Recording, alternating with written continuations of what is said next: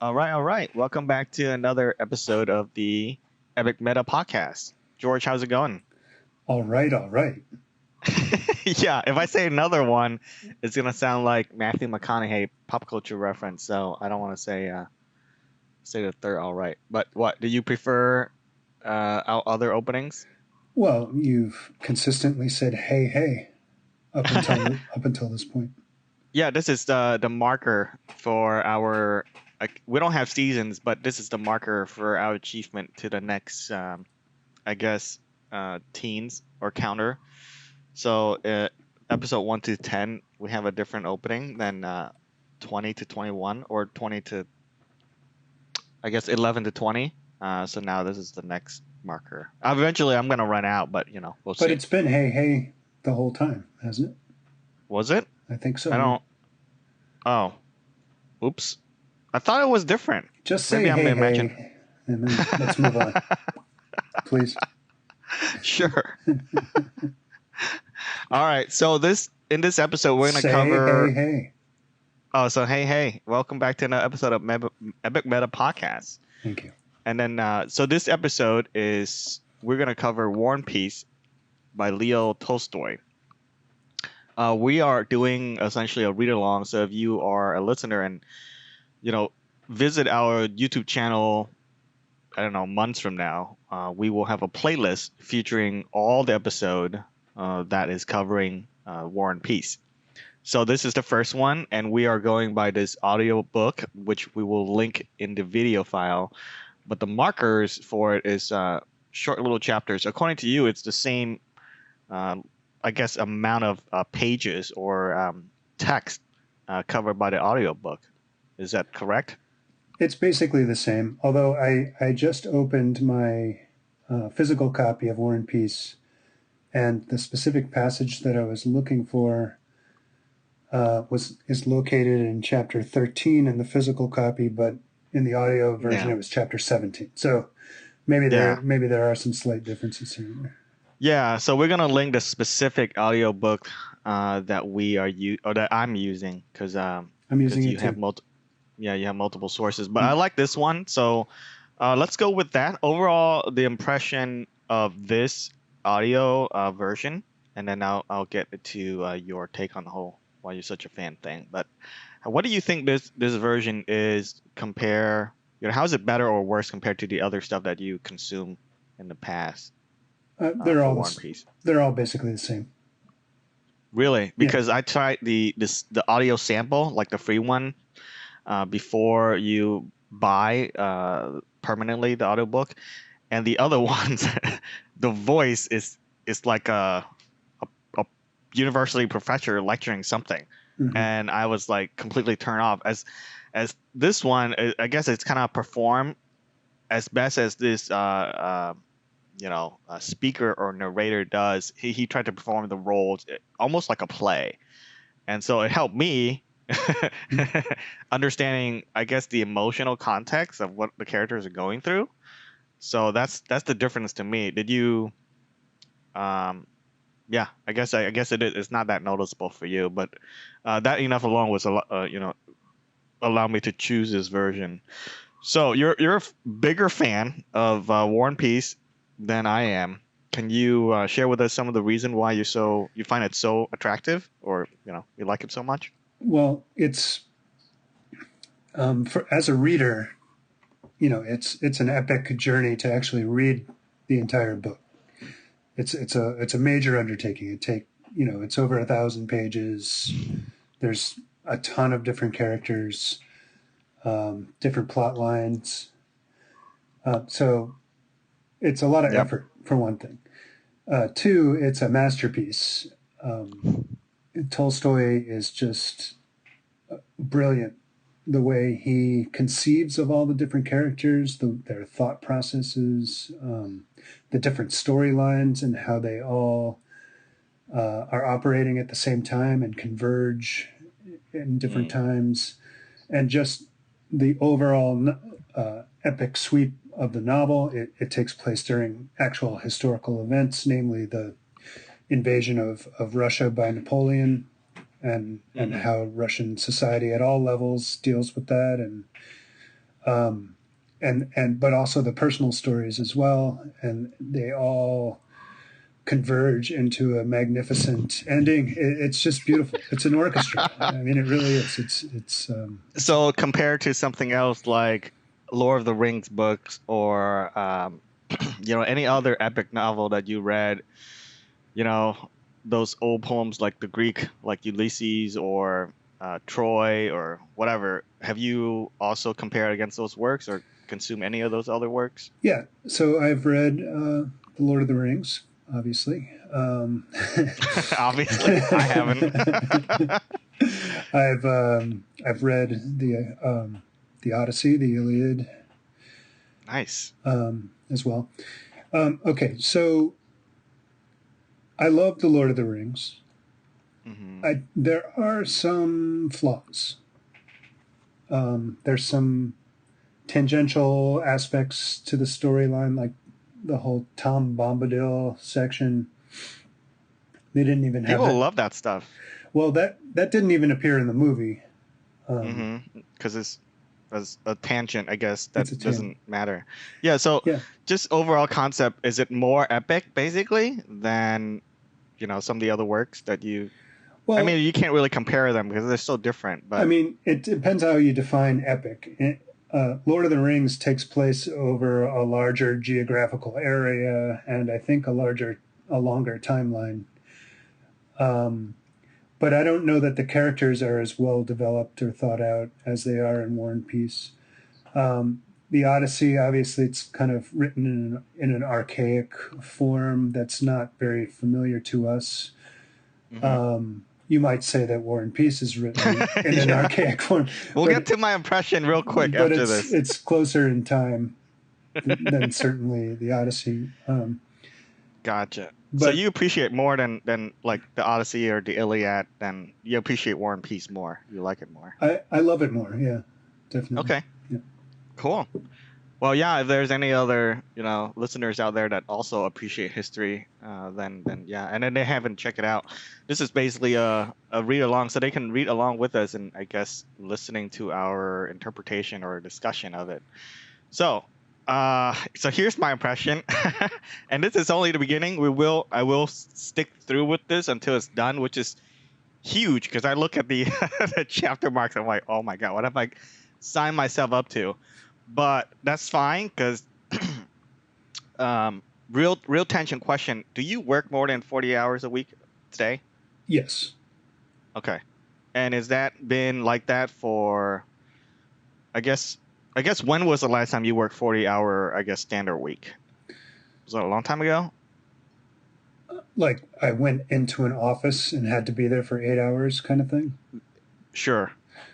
Maybe about a year to 2 years ago, something like that. Okay. So you used to have 40 hours a week until very recently with this new job condition, like the two jobs that you're working. Yeah.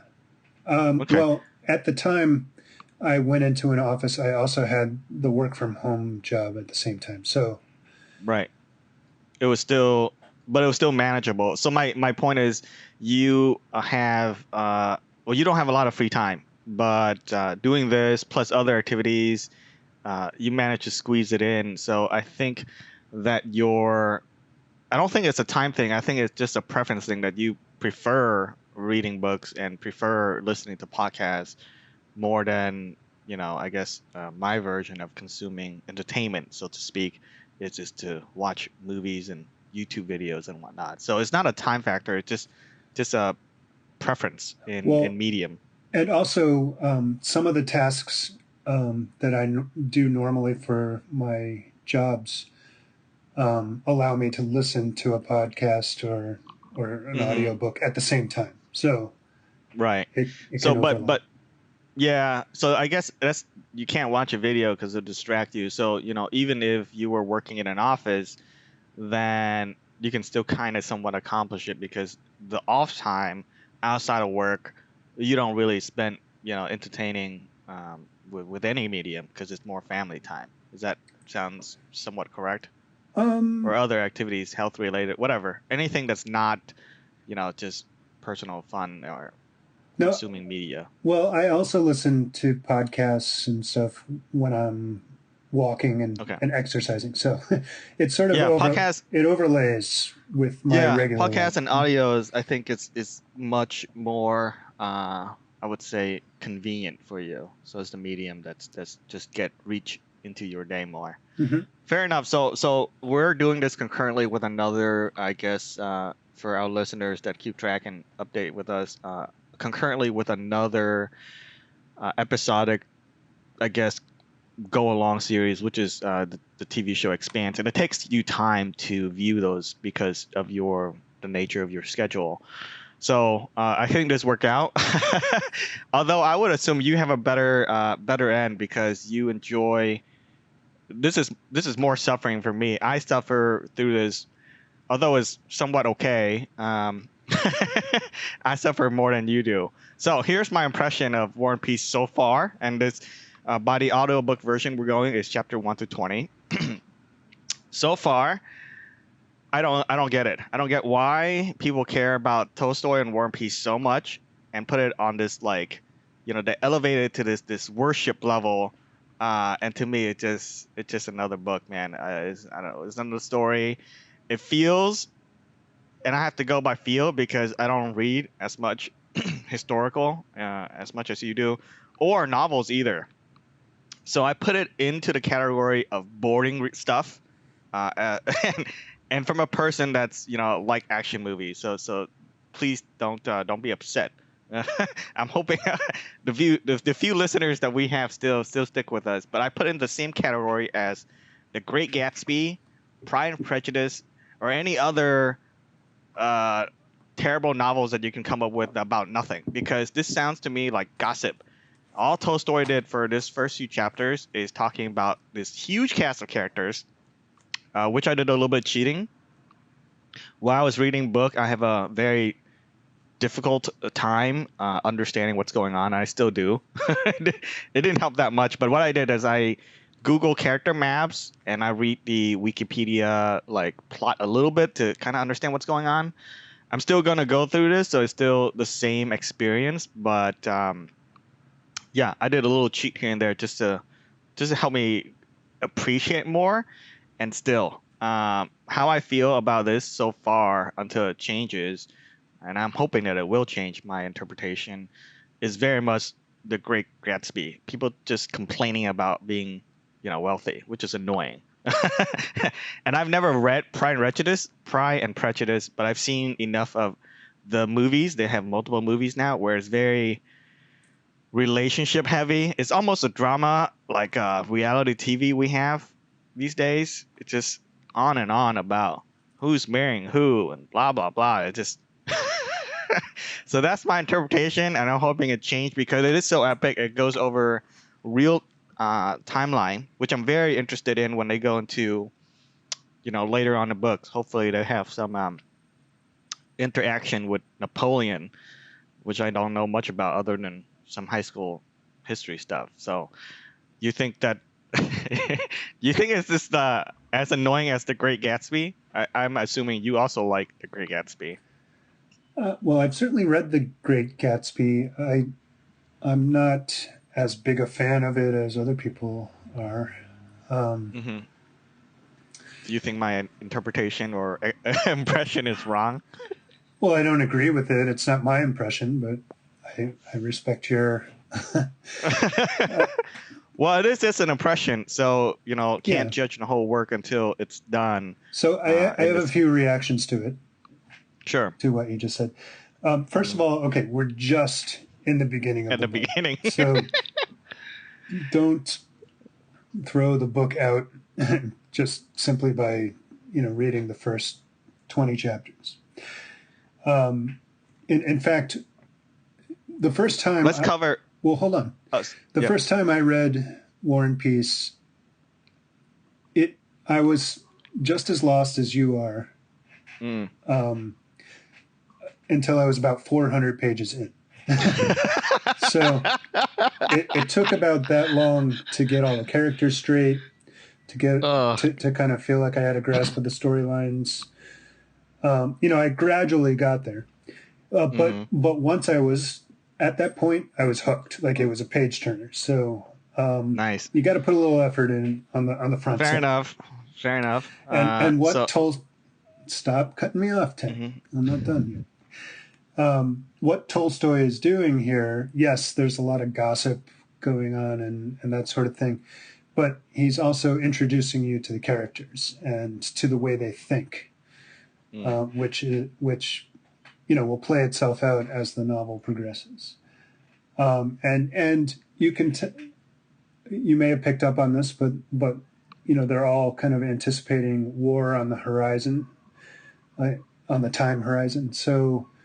Yep. We're sort of that's lingering in the background, and we're sort of making our way towards that. So, cool. So there will be action to come. So, yeah, I was gonna say let's cover what's going on in the first, I guess, 20 chapters per this audiobook version. My summary or understanding is there was so he opens up on a party, which. Game of Thrones, it's actually the one book series I read to book 4. I think there's like 6 or 7 books. And then the TV show came out, so I stopped and I started watching the TV show. But that's the only, I guess, epic series I've ever read. Most other stuff is sci-fi and it's very short. So he opened up on a huge cast of characters similar to Game of Thrones, but with Game of Thrones, the setting is way different. So you're hooked into it a little bit more because it's epic fantasy. There's magic and crazy stuff. In this one, he opens up on a party, and we follow a bunch of characters around. And where chapter 20 ends is we're at a family gathering of sorts. One of the main character is Pierre something. All the Russian last name is giving me like a huge headache, so I don't keep track. I just go by first names. Pierre's last name is Bezukov. Bezukov. So Pierre Bezukov is, I guess, somewhat of a main character, if not the main character. And we're closing in on a essentially extended family gathering, waiting for Pierre Bezukov's father to pass away, to die, and essentially rich people waiting for inheritance pass out. That's my understanding. Is there anything else I missed, or that's because over the time I'm just like, I have no idea what's going on. Like, people just talking, and there's no sense of, for me, I lose the sense of time when people are just talking to each other, which helps understand who they are. So along with Pierre, there is a bunch of female characters. I think one of them is Natasha. Rostov. Sonia. So before we cover the characters and their families, let's cover the timeline. Like there was a party. Stuff happened in Moscow, and now we're not in Moscow anymore. Now we're at the semi-funeral, waiting for Pierre. What is it again? Pierre Bezukov. Bezukov's father to pass away. But there's a lot happening in those two timelines, because I don't think it might be more than a year, but I don't know the time. So can you help me out there? No, it's not a year. It's perhaps a month or so. Okay. So the book starts out at a party given by Anna Pavlovna. And it's in St. Petersburg in the year 1805. So, I have to interrupt. So is this? I'm gonna have a lot of, I guess, historical interruption. Sure. Is this during this time? Is St. Petersburg the capital? St. Petersburg is the capital of Russia. Okay. And they have a lot of, I would say, royal families, but there gotta be a real line where it's like, this is the king, this is the prince, this is the primary queen. I know kings have a lot of wives, so can you expound on the actual king? Okay. Well, Russia is an empire at this time, so there's an Emperor Alexander. Okay. It's the actual, and I believe it's Alexander the second. I think it's the second. So Rasputin should be alive during this time. No. That's no. Later? That hasn't happened yet. Nicholas, the Russian Revolution is in 1918, I think. This is 1805. So we're more than 100 years before that. Okay. So they still have kings and queens. Well, emperor. What's the difference between an emperor and a king? A king rules a nationality. So like there would be a king of France. An emperor rules over multiple nationalities. So Okay. So France is a feudal state to Russia. no. Would that be fair to say? At this No? point, no. France is also an empire at this time because Napoleon is conquering other countries around Right. Europe. So Russia is an Russia is an empire, France is an empire, and Okay. Austria is also an empire as well. the Russian Empire. What did it? I mean, what's the difference? Like, what did it cover? Other states that's underneath the empire. So at this point in time, Russia controls the territory of Russia itself. Mhm. I believe Finland, Okay. and whatever, Estonia, Latvia, Lithuania on the Baltic coast, Poland, parts of Poland. So it's a lot. Yeah, It's a lot. Ukraine. And those are independent states, but they pay tax or, well, I guess fees to the motherland Russia, essentially. They're not independent. They're not independent. They're fully. But do they have their? They're fully incorporated into the empire. They probably have a Russian governor. That's appointed. So yeah, so it's one country, really. Yeah. Because I don't differentiate between. I guess I don't differentiate between different. So I watch enough historical drama, like Braveheart style and Vikings and all this stuff to have a sense that, look, if you're paying tax and they basically take out your king and say you don't have a king, you have like a governor, and typically is from the original country, the winning country. They don't let you rule yourself, just in case there's a uprising. They install a leader. Mm-hmm. Typically, that is one country. I mean, well, no, because people, there's ethnic differences. Like the Ukrainians are ethnically different than the Russians. The Polish are ethnically different than the Russians. So an empire encompasses multiple ethnicities. Yeah. Okay. Fair enough. I guess that's how you define it. So yeah, the king currently is Alexander, right? Or is he the prince? He's the emperor. He's the emperor, and he has a son, or they have multiple sons. What's the main line? I'd have to look it up, but so the just cover the War and Peace. Yeah. Okay, so the characters we're all introduced to are not blood relatives of the emperor. The society in Russia at this time is not a liberal society, although liberalism is making inroads, and I'd like to talk about that later. But liberalism meaning like a society where everyone's equal, there's no rank. This is a very highly structured society in terms of rank. So, and so one of the ranks that you can have is prince, another one is count. So we see quite a few counts and princes, right? So yeah, well, one of the earlier characters. So we can talk about the characters and their family now. That timeline kind of helped. Not really, because I'm not a Russian history major, so I could care less. But well, you should care. I mean, if you want to go through this, you need to stop being so resistant. I'm not resistant. It seems like you're not willing to put forth the faith in the book. I've been Googling more about Russia in the last week than I've ever Googled. Okay, but you're saying things like you don't care and it's boring and all this stuff, which suggests to me that you're resistant to it. And I'm just I'm just saying, perhaps you should adopt an attitude that is less resistant.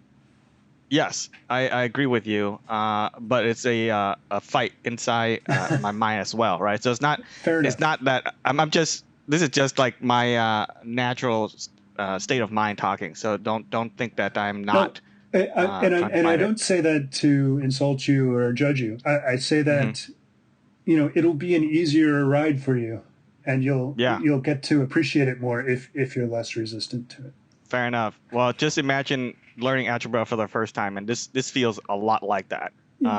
I've never hated algebra ever in my life until I learned about it, and it took, I think, 3 times. I had the luck of learning it in Vietnam when I was a child in like 5th grade, and by the time I learned it again in 7th grade, it was easy then. So give it some time. But for context, there was a prince introduced early on in the book, and it's Prince Vasily. Yes. So his last name is Karagan. Is he related to, is he actually related to anybody in the line of kingship, I suppose? Maybe distantly, but that's not, don't think of it like that. Like, a prince is not, if someone has the title of prince in War and Peace, it's just their rank in Russian society. But no blood, or very little? Probably very little. Does he own any estates? Yes. The character? Yes. Okay. So the princes and the counts, they own vast estates, in multiple estates. Probably some estates that they don't even visit ever. They just receive income from them. Nice. Yeah. Nice. So he's pretty well made. So I get the sense that there's a lot of power struggle even early on, and so the counts, they don't have, I would guess they have some ruling power as far as like having meetings and vote, I suppose. Like the monarch care about their opinions. And do they actually have independent armies, or they just have got money? No, they don't have independent armies, but they probably hold some sort of government office, like government post, or they have some position. They're close. So think of it this way: the emperor is the pinnacle of all power in Russia, and then it sort of branches out from the emperor, and all these people occupy spaces that are varying distances from the emperor. And so to the extent that they're closer to the emperor, the more political power and more influence they have in Russian society. So they can grant favors, or they can ask favors of the person who's the next higher up from them, So just think of it like a wheel, and the hub of the wheel is the emperor, and then all these radiating spokes, radiate out from the emperor. And the closer you are to the emperor, the more power you have, and the further out, the less power you have. But the more power you have from someone who's even further out. Yeah. Was he the host of the party at the beginning? No, Anna Pavlovna was the host. And she's just a society woman. Yeah, a society woman. She's well connected. She knows lots of different people, and she invited all these people to her soiree. Okay, so it was basically her house or whatever mansion that they have a party at. And is she is she herself an influence, or is she married to like a husband that's, the connector to any kind of power? My sense of it at this point is she's a single woman, so she probably was married to someone who was highly connected, who died. Okay. And she's a widower. Yeah. A widow. Widow. Yeah. And her son is somebody too. I forgot who's her son. And is he a main character-ish? I don't believe she has a son that I know of. Oh, okay. Maybe I misread. Yeah. So, historical question number 2, I guess. While he's writing, so I'm assuming that Tolstoy wrote for the audience of his time, but along with the Russian names, there's a lot of French like sentences, phrases, there's a lot of like French educational language. Like, why is that? So French was the language of the elite in Europe. Have you ever heard the term lingua franca? Yeah. Which essentially means the language of the realm, the language that everyone speaks. So it's sort of like the international language at this time. Cool. So even in the court of the emperor, they speak French. Ah, nice. I did not know that. Cool. So Russian is basically native tongue. Would that be fair? Yeah, Or native to motherland, but then French is like the elevated speak for, I guess, the court and royalty. yeah. It's if you're speaking French, it sort of signifies that you are high up in the social hierarchy. At this time, would they have written down or record history in French? Probably, I mean, yeah, probably in French, but also in Russian, I would imagine. Okay, because I know a lot of like English or England stuff. They wrote a lot of history and context in regards to Latin as well. Just a lot of like lingua franca stuff that's mixed all around. And, Yeah. you want like a standard that doesn't get lost. Now, all the characters would also speak Russian. Okay. But they know French, and the fact that they know French signifies that they're cultured and of elite status. Cool. So, I'm stopping for the historical question for right now. Let's go, before we do the families and the character, let's do to the timeline. So they had a party, and then a few months later, we end up at the, I guess, waiting for the funeral. I don't know what the other term is. Okay. Let me describe this. Okay. And then you can ask more questions. So it's Anna Pavlovna's party takes place in St. Petersburg, which is the capital of the Russian Empire. Later on, we go to the Rostov's house, Count Rostov, and that's in Moscow. Okay. But also at the same time, Count Bezukov, who is Pierre's father, is also in Moscow, but he's on his deathbed. So the events that take place in Count Bezukov's home and in the Rostov's home both take place in Moscow. Oh, okay. So we just moved from Petersburg to Moscow. Yes. And the timeline is about maybe a month. That's my guess. Party. It's unclear, but it seems pretty close in time. And the reason why I say that is Pierre goes to a drinking party in St. Petersburg, and they end up tying a police officer to a bear and then putting the bear in the river to swim. And because of that, Pierre gets sent from St. Petersburg to Moscow because he's sort of in trouble.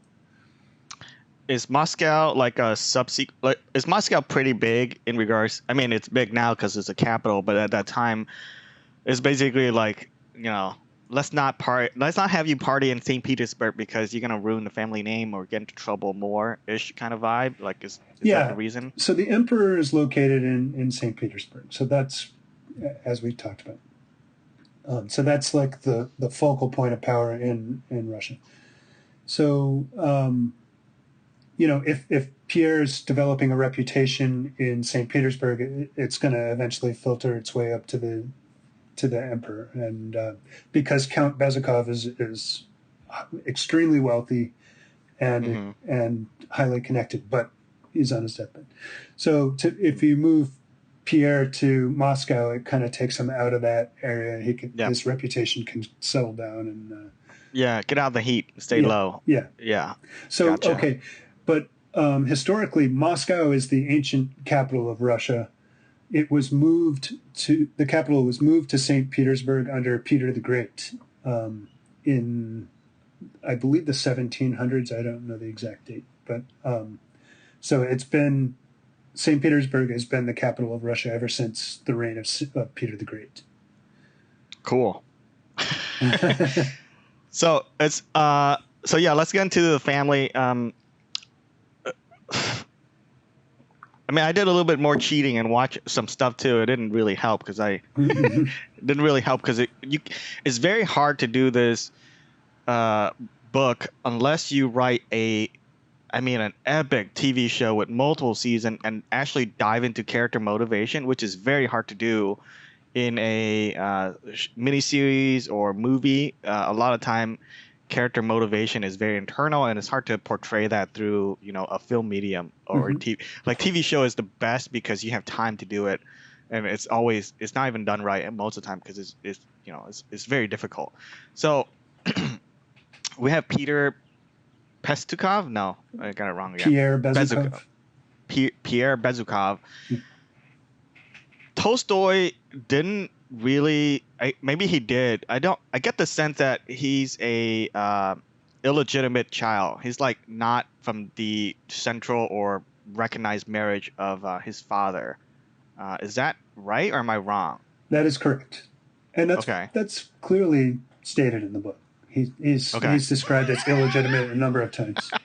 And Okay. So I did get something from it. Okay, I did get it correct. Count Bezikov was known for having a lot of illegitimate children, but Pierre was his favorite, and he sent Pierre abroad at a young age to be educated. And Pierre's just at the beginning of the book, he's just returned to Russia after being educated from abroad. His father's dying. Pierre's a very large person. He wears glasses, but he's also a very introspective and shy. He's a nerd. He's kind of a nerd, but he's also very Yes. big and he's physically imposing, but he's kind of a nerd as well. And I love Pierre. Pierre's like Yeah, I could tell. his thought process. As the book develops and you get to know him better, you'll understand his thought process more. And I was like, that's me. He I recognize why you would like this book, because he's very I mean, so far is very timid, and it reminds me of the character I forgot the name of the character now in Game of Thrones, when he died very early on because he doesn't know how to play the political game. So to me, Pierre Are you talking vibes about that way. Ned Stark? Yes, Ned Stark got murdered in Game of Thrones because he doesn't know how it works, and to me it feels like that, because at this party, and further on at this other I guess events. Now let's go back to Pierre for a second. He's one of the main kid. He's liked by his dad. Are we to assume that other kids or immature he has don't really matter or don't get recognized by him, basically? By Pierre's dad. Okay, so we met some of Pierre's sisters in the course of the first 20 chapters, and you can tell that they don't really like Pierre very much in the scene where they meet. And I think there was a mention that Count Bezikov had up to 20 children, most of which were illegitimate. But being illegitimate means that Pierre cannot inherit the Count's wealth unless he's legitimized in some way. And one of the ways to legitimize an illegitimate child is to petition the emperor, and the emperor can grant legitimization or whatever they call it. Right. So before Count Bezikov about to die, did he not legitimize any other children? Did he not have any other sons that was like also fighting for this thing? I don't believe there's another son, but Prince Vasily Karagan is in line like that family.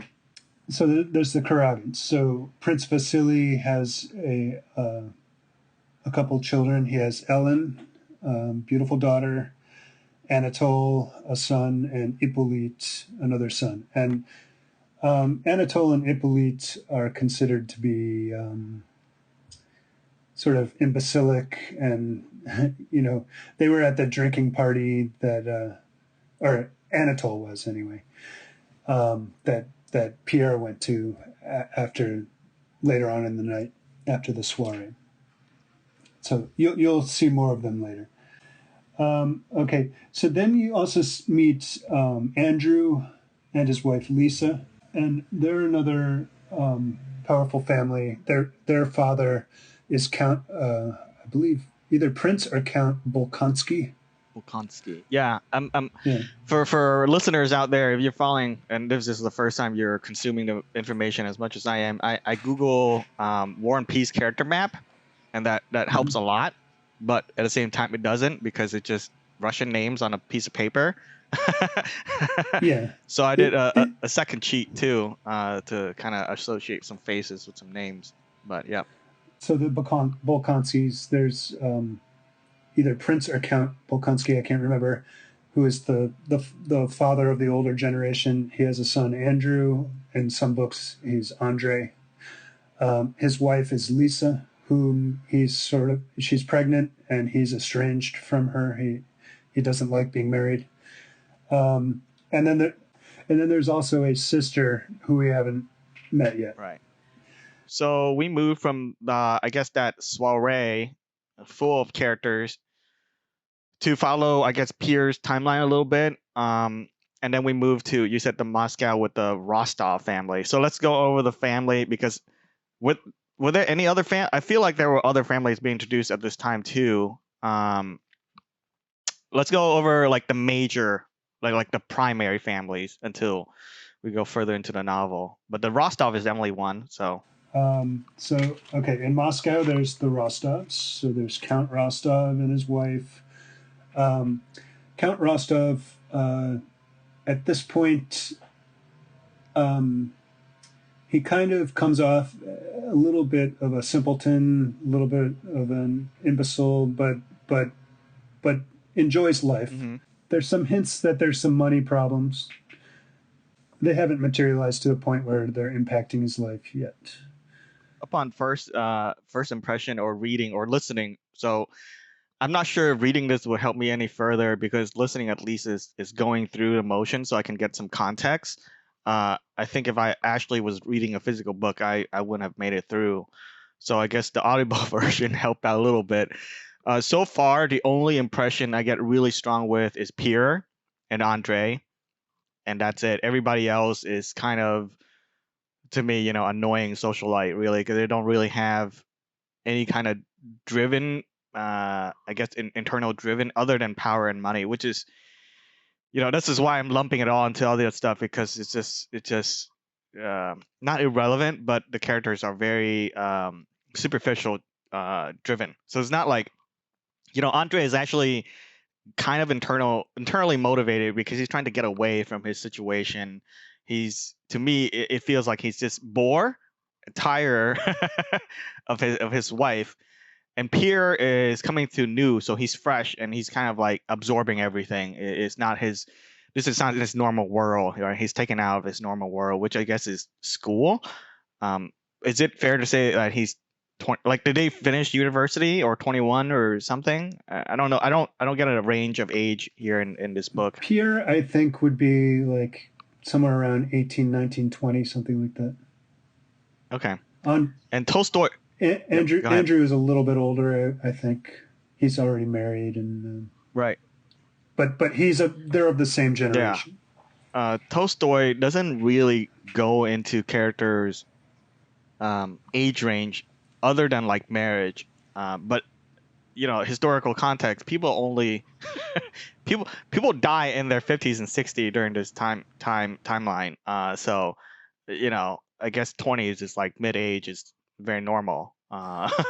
Well, yeah. I mean, I think there are some people who live to very old age, like 80s and close to 90, but probably most people don't reach that age.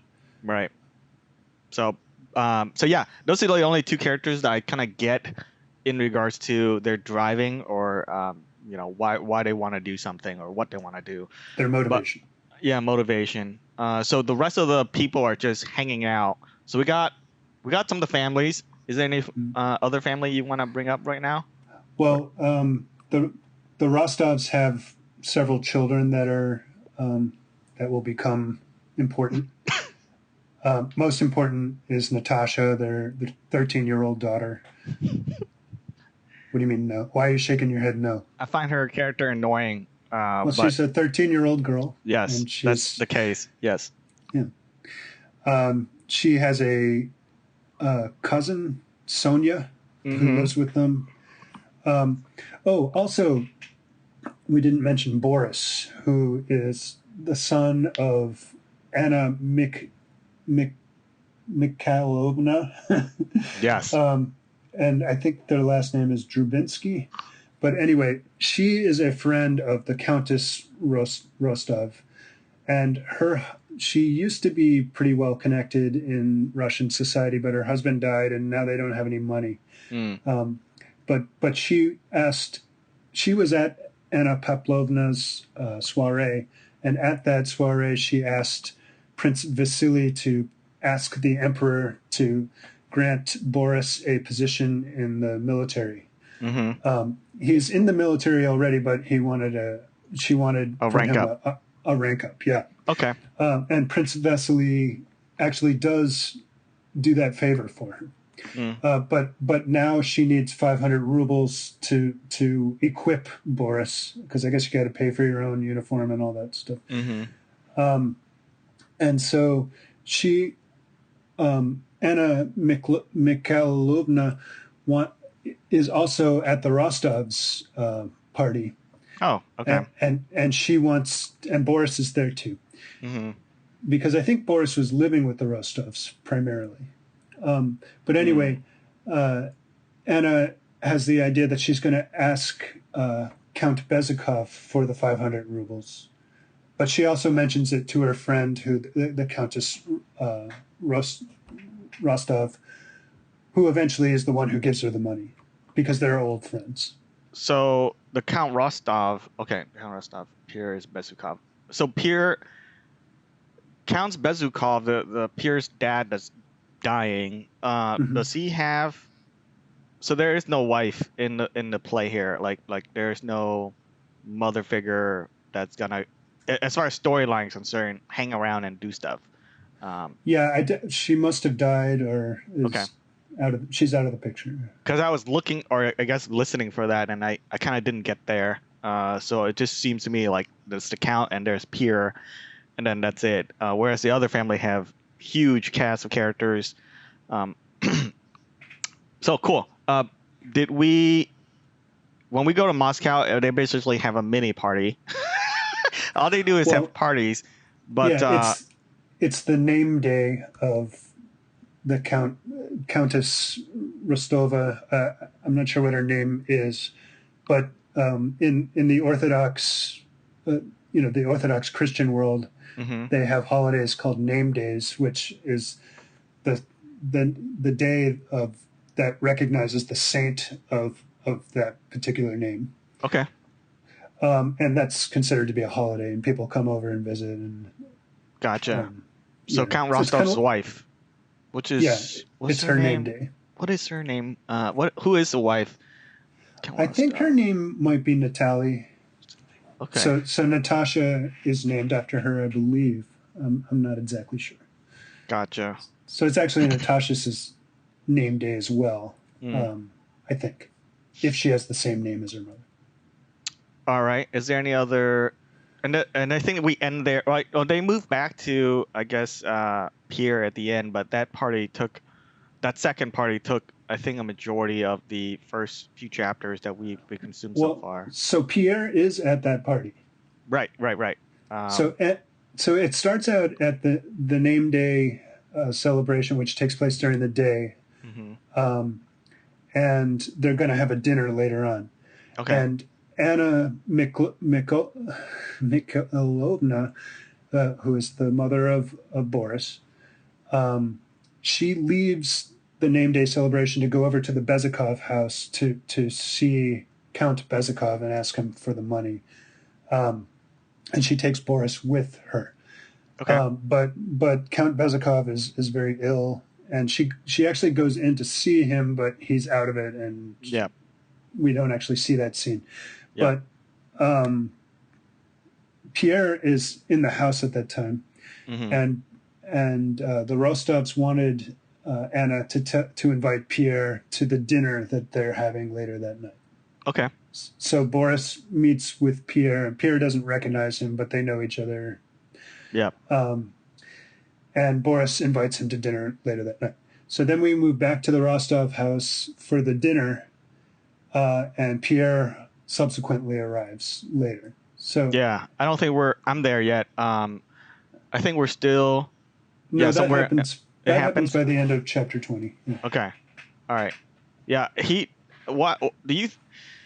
Compared to other novels, like maybe, I don't know, Iliad is kind of unfair, but let's say Pride and Prejudice or even The Great Gatsby, like, I have a very hard time understanding time and location. Is that, how am I supposed to mark that with regards to how Tolstoy's write? Am I just bad at reading, or did Tolstoy kind of let the readers inform, pull that information out themselves. He doesn't go into that much. Well, in terms of the timeline between St. Petersburg and Moscow, that's unclear. But the timeline of this day, where they have the name day celebration and the dinner later on in the night, I mean, it was clear to me, but I've read the book a couple times before. So Cool. All I can say to you is stick with it. It'll become clear the more you progress. Yeah. And let me see, what else did we miss in regards to? Yeah, I was just gonna say the way he writes, it's just a lot of conversation, not a lot of, it's not I would typically with a novel you have a main character, and I think I was watching, the researching, he referenced a lot of the characters on real people, so he wants to paint a picture of everything he knows in his head. And so I'm curious if he ever wrote anything else, because typically you start with a hook, and there's no hook in this whole beginning section. I mean, this is why I'm not hooked into it. Typically you have a main character, something tragic happens, or you find out about somebody somewhere. Something's happening. There's nothing happening. We're just moving from time to places and hanging out, and I'm just exhausted by the conversation. And the narrator doesn't, or the text of the book doesn't give me anything. And so I'm wondering, did he write to paint a picture of just the social elite life before he, destroy all of it and reveal the character? How long did Okay. You know what I'm talking about, like the normal novel or normal storyline. Yeah.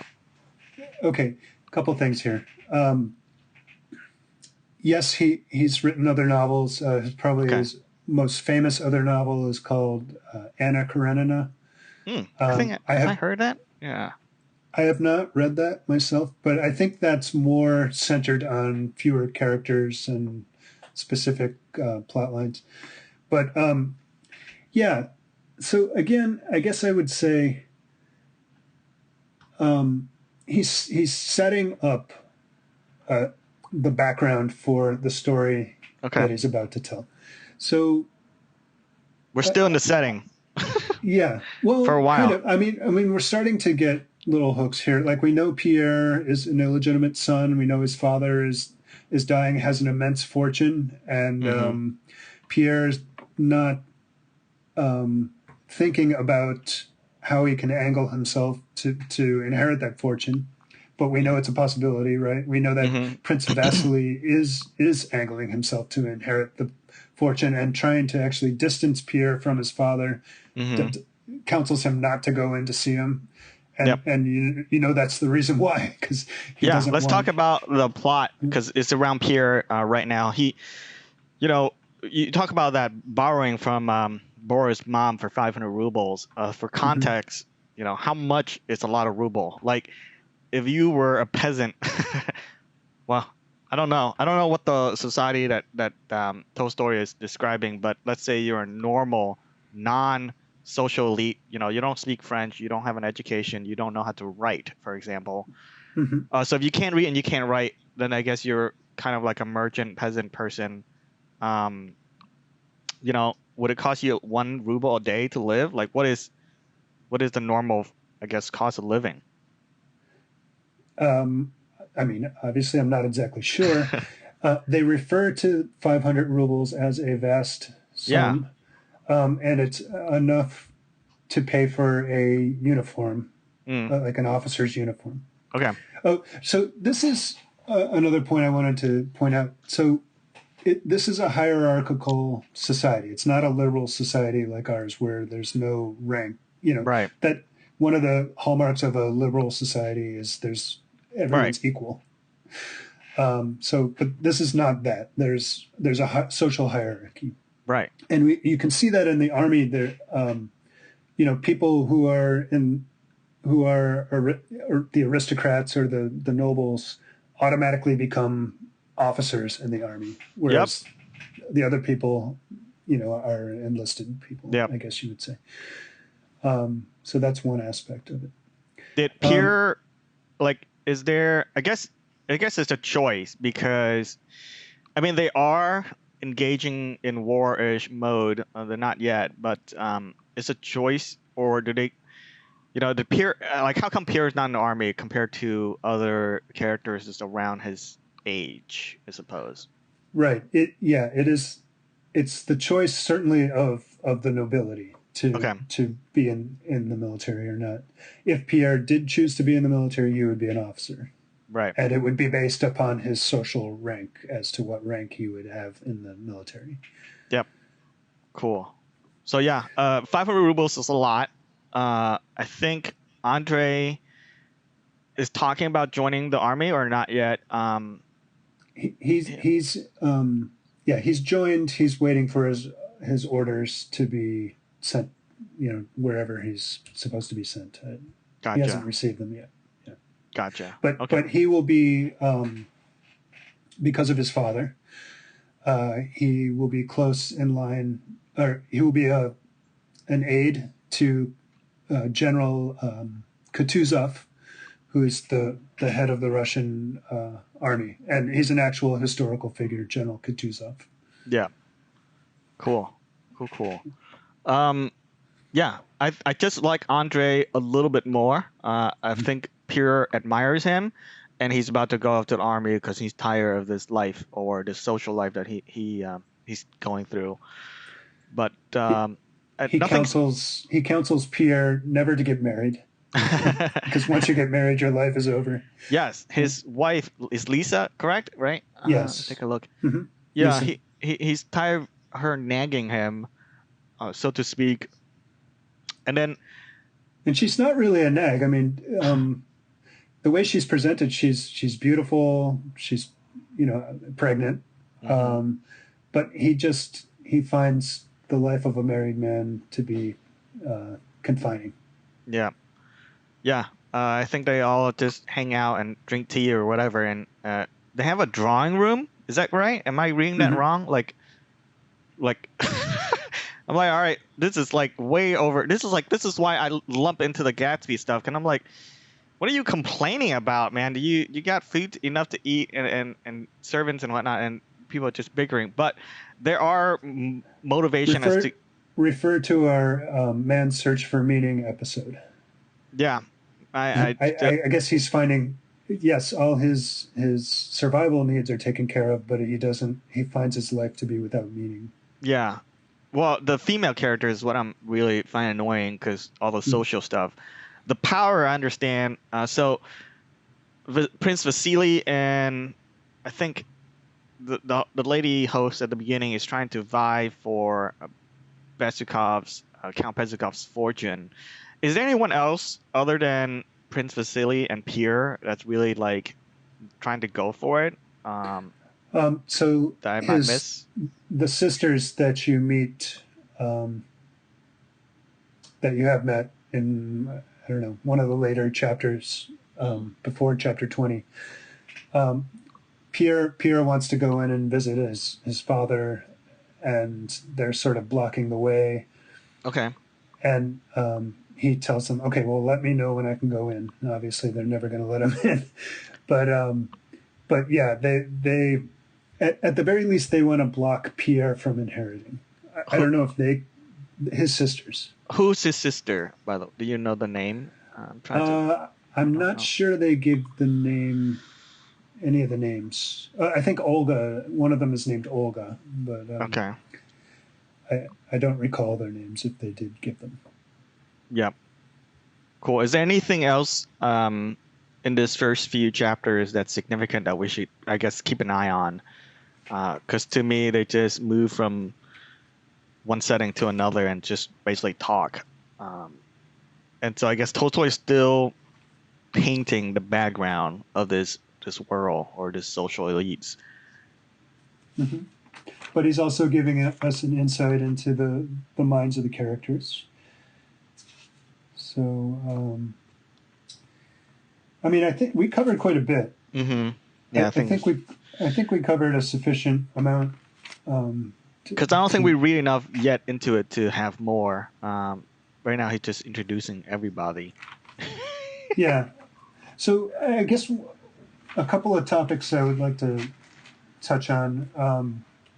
I mean, I talked about how it's not a liberal society.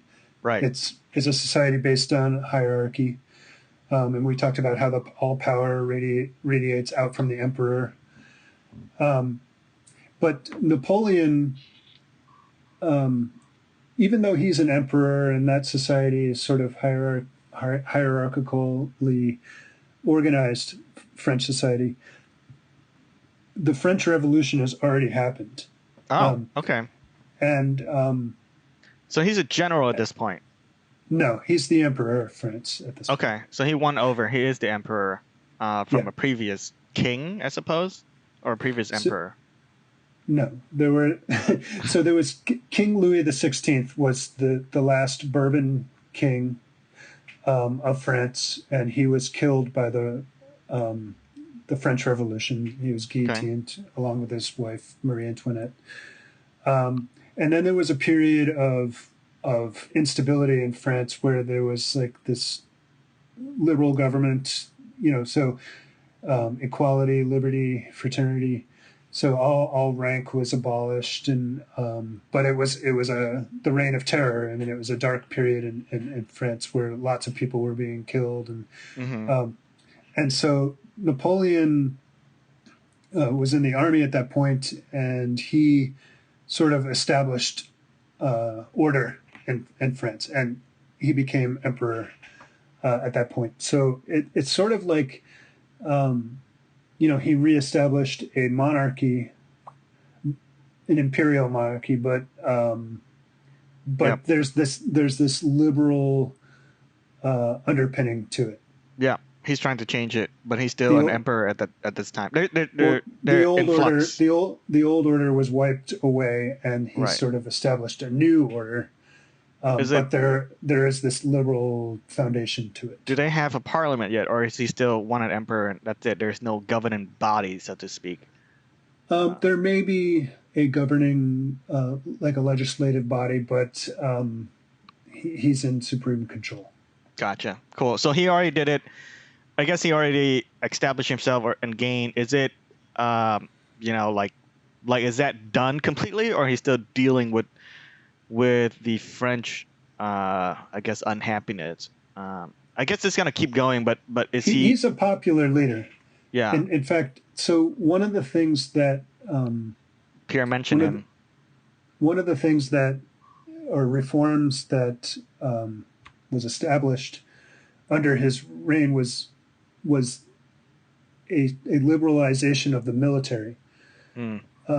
So you still have an officer corps that's probably based on the elite, but it's based on nationalism. So he's able to recruit way more soldiers, and they're fighting for their own liberty and their own sense of French nationalism. They're not fighting for the king anymore. They're fighting for France. So that's one of the reasons why the French armies at this point were so effective, because he was able to galvanize that sense of nationalism. Whereas in Russia, if you're in the army, you're fighting for the emperor. You're not fighting for your own like ethnic Russianness or whatever. So and you'll see the Russian army is not all that effective initially against the French armies. Right. The French armies are considered to be invincible at this point. And Napoleon is conquering his neighbors, but hasn't gotten to Russia yet at this point. Yeah, at this point, the French Empire include who exactly? So it includes what you would consider France, probably includes Belgium, probably some of the neighboring German principalities. In Anna Pavlovna's soiree, they talk about how Napoleon has conquered Genoa, which is part of Italy, northern Italy. To me, their attitude is kind of brush off at this point. They do worry about him, but they don't really care. They don't think he, it's too much hype for him, and they don't really care that he's going to invade Russia. Is that is that wrong, or is that the general feeling in the world of the elite at this time? There's no real sense of urgency as to Napoleon actually invading Russia. Right. There's the sense. I mean, I believe Russia is at war with France technically at this point, or Okay. on the verge of declaring war. Um, and France hasn't approached the Russian frontier yet, Okay. but they're sensing that that might happen. Cool. So Russia is mobilizing for war at this point, Okay. but it still feels like it's a ways off. Gotcha. So yeah, some of the characters. So Boris is in the army. Andre is in the army. Nicholas Rostov is in the Nicholas is the son of Yeah. Count Rostov. Is he already in, or they're about to go? Because it feels like they're about to go, about to Yeah, leave. they haven't. They're still at home. They're awaiting orders, and I believe Nicholas received orders. And so Nicholas and Sonia are kind of a couple, and Sonia was sad because Nicholas received the orders to Yeah. go. In this, well, I guess depending on where Tolstoy was, when Tolstoy was around. So typically, I guess in super old times, you have a military education as part of your normal education. Now, in this world, do they have that? Or, I mean, is that expected of a, I guess, elite or royal prince or count or whatever that you raised up kind of have some military education so that when you, activate or go, you know what you're doing? Or is that really optional? I don't really get a sense until later, I suppose. That I don't know the answer to that. It seems that they just go. Yeah, it seems like they go, and then there's training. They do train once they go, but okay, but they don't have an education as far as like military tactics and all that jazz. Not as far as I know. Cool. So I guess we have to wait to find out if Tolstoy go into it. But I'm curious as well as if he covers any kind of training, because typically you kind of don't do that. You have some understanding of military strategies before you get an officer position. Well, But you'll see when they, when France does invade Russia and the Russian army, mobilizes to meet him, that it's not all that effective. So cool. Initially. Cool. Well, yeah, that's very good. I think we did cover a lot. For a few chapters, Tolstoy doesn't, again, he just, I mean, if I compare it to a Bob Ross painting, I'm just seeing colors right now until until Bob Ross is done. I don't see anything. So I'm that kind of viewer where I'm like, get to it. But I guess he is painting something, and I'm getting something out of it. So we have to wait until he finish the picture. So I would highly advise you to adopt an attitude of faith and trust. Yeah. And Tolstoy has a reputation for a reason. So sure, we'll see if I'm wrong. I'm waiting to be proven wrong and to be, I guess, hooked in or addicted to this book. Because it took me, I would say, compared to any other novel, I think the only big series I've read is maybe, Game of Thrones. But it happened, the murder of at Ned Stark happened pretty decently fast. So we'll see if something dramatic happens with War and Peace. So far, it's just all peace, so it's kind of lame. But I'll stay, faithful to it and then continue on. Very excited to move forward. Are there any other closing thoughts? Yeah, you mentioned this world a lot. I mean, I think people understand. I mean, if you read it, you're gonna know. Concurrently, I just finished binging a Netflix series about the French Revolution, but they did a twist with zombies, so it's very fun. So I'm getting a lot of, whatever you call those single pellet guns. But yeah, I get it. They wear fancy suits and walk around, drink wine, and I get the vibe.